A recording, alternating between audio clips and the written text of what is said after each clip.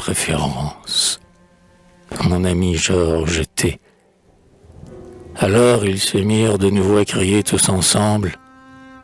Nous ne voulons point celui-ci, mais Barabbas.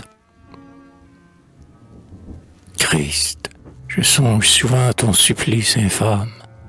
Christ, j'écoute souvent s'élargir dans mon âme la blessure que fit le glaive dans ton flanc. Et souvent je regarde, ô Christ, en me voilant la tête, en me frappant le cœur et la poitrine, la cité lumineuse où le palmier s'incline, où fleurit l'aloès et le myrte courbé, en répétant, c'est là que le Christ est tombé.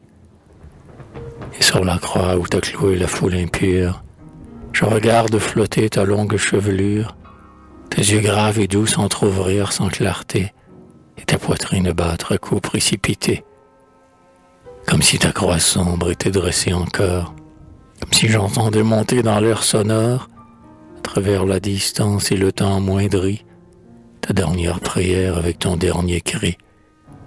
Et puis je te revois en ta splendeur première, éclatant, entouré d'un cercle de lumière, comme il sied quand on est martyr et qu'on est Dieu.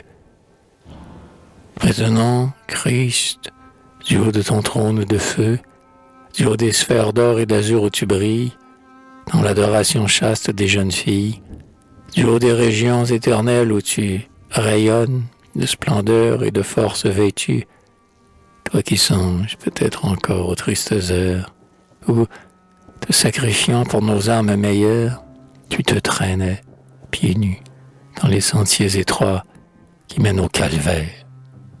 Ô toi, le roi des rois, dans la fange et le sang, dans la boue et l'ornière, tu marchais, haletant, portant ta croix dernière, sur ton dos, comme on porte un remords dans son sein. En larmes, en sueur, harcelé par les saints, des malédictions despotiques et des crimes, où tu cherchais le ciel avec tes yeux sublimes, où tu considérais le monde avec effroi, où tu criais « Pitié, Père, pitié pour moi ». Du haut de tes splendeurs dans l'ombre étincelante, Christ, regarde, à travers tes paupières sanglantes, le monde, par la honte éternelle courbée, à genoux sur la place où ton front est tombé. Vois-le, sous le fardeau des peines douloureuses, élevant vers ton cœur meurtri ses mains pieuses, vénérant et baisant l'écriteau de ta croix, sans partageant les clous, sans disputant le bois, s'agenouillant devant ta couronne d'épines et faisant un autel de toutes ces ruines. Puis, le voyant sous ta mémoire appesantie, dit que le monde est bon et qu'il s'est repenti. Mais Christ, toi que la foule agenouillée adore, si tu redescendais sur notre terre encore, si, dans un corps mortel, pauvre, en proie aux douleurs, le front chargé d'ennui, les yeux chargés de pleurs, tu venais retrouver sur les places publiques l'homme à genoux devant tes pieuses reliques. Il lui parlait d'amour et le fortifiait.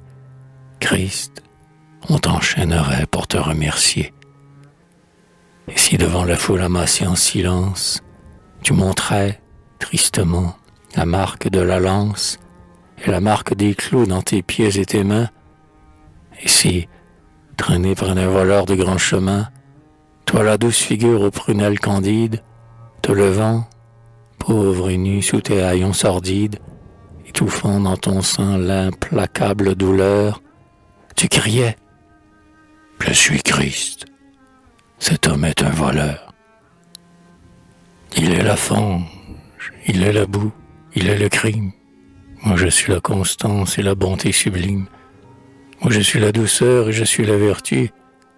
Réponds, quel des deux peuples préfères-tu » Alors chacun, dans un rugissement immense, ardent, ivre de joie et les yeux en démence, fatigué d'avoir eu si longtemps le front bas, se lèverait encore en hurlant « Barabbas ».